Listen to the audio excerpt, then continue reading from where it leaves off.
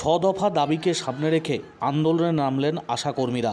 হুগলির চুঁচড়ায় প্রতিবাদ মিছিলে অংশগ্রহণ করলেন জেলার বিভিন্ন প্রান্ত থেকে আগত আশাকর্মীরা।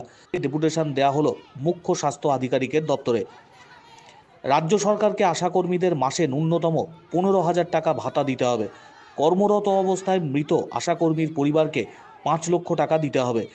ফরম্যাটের প্রতি আইটেমের বরাদ্দ দ্বিগুণ করে বকেয়া সমস্ত টাকা এককালীন মেটাতে হবে। আশাকর্মীদের সমস্ত সরকারি ছুটির দাবিও রেখেছেন তারা। ইতিপূর্বেও একাধিকবার আন্দোলনে নেমেছিলেন আশাকর্মীরা। আবারও আশাকর্মীরা তার দাবিকে সামনে রেখে আন্দোলনে নেমেছেন। মুখ্য স্বাস্থ্য আধিকারিকের দপ্তরে স্মারকলিপি পেশ করলেন আশাকর্মীদের প্রতিনিধি দল।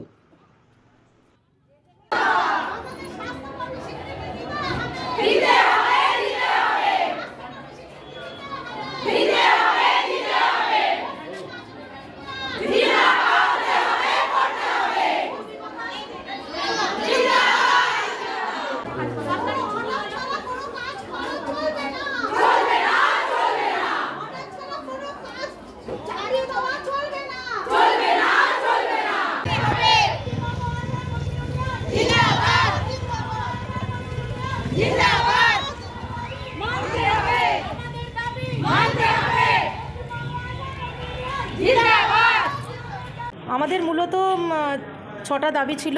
সেই দাবিগুলো আমরা স্যারের কাছে জানিয়েছি। স্যার বলেছেন, আমাদের সঙ্গে উনি সহমত পোষণ করেছেন।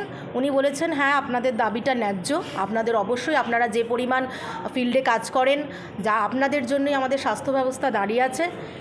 উনি আমাদের সঙ্গে একদম সহমত। উনি ওনার জায়গায় জানাবেন বলেছেন এবং ওনার পারিপার্শ্বিক আমাদের হুগলি ডিস্ট্রিক্টে যে কোনো সমস্যা হলে ওনাকে জানানোর জন্য উনি বলেছেন যে আমাকে জানাবেন, আমি সহযোগিতা আপনাদের সাথে করব।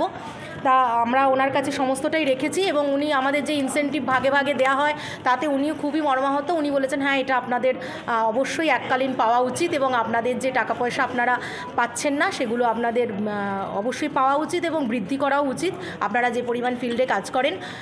তাই জন্য উনি ওনার জায়গায় জানাবেন বলেছেন এবং ভবিষ্যতে আরও যদি কোনো সমস্যা হয় ওনার দরজা আমাদের জন্য সবসময় খোলা আছেন, উনি আমাদের সেটাই জানিয়েছেন। কর্মীরা আজকে ওনারা একটা ডেপুটেশন ছিল আমার কাছে, ওনাদের কিছু দাবি দেওয়া ছিল, 6 দফা দাবি দেওয়া ছিল ওনারা। তার মধ্যে একটা ছিল ওনাদের তো একটা ফিক্সড অনারিয়াম পান, ওটা তার একটা হাইকের জন্য একটা দাবিদান ছিল আর কি এটা। আর নেক্সট হচ্ছে ওনাদের বড় যেটা ছিল একটা টাইম মতন ওনাদের যেটা ইনসেন্টিভ সেটা টাইম মতন পাওয়ার ব্যাপার, আর একটা স্থায়ীকরণের ব্যাপার। এইগুলো ছিল মূল বিষয় ছিল। আর কিছু ওনাদের কাজ করতে দৈনন্দিন যে সমস্যাগুলো সেগুলো নিয়ে আলোচনা হলো আর কি। খুব ফ্রুটফুল আলোচনা হয়েছে। আর ওনাদের যে দাবি সনদ যেটা দিয়ে গেছে আমাদের কাছে, আমরা একটু দেখে তারপর সেটা ঊর্ধ্বতন কর্তৃপক্ষের কাছে পাঠাবো ইফ ডিমড ফিট।